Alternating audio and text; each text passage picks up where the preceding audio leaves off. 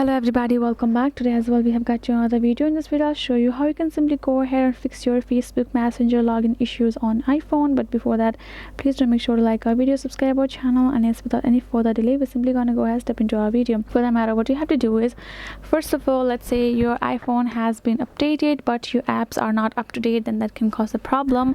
For that, go ahead, access your app store and just go to this search bar and type in Messenger and see if your app is updated or not, because if it's not updated then you will find this update option just like we can see here in this Facebook. Go ahead, tap on that update and simply update your Messenger app, and that will solve your problem as well. And the thing other is, you go to settings and here in this connections, and if you simply have connected with your VPN here in the VPN, if you have connected your VPN with your device is connected, then make sure to, if it's turned on, make sure to turn this off, because that will also sometimes cause a problem for your Messenger not to be active. And that is the way you can simply solve it. Simply update your app and turn off the VPN if it's activated on your device. And that is it, guys, and hope this video was helpful to you all. Thank you so much for watching, and yes, I'll see you guys in our next video.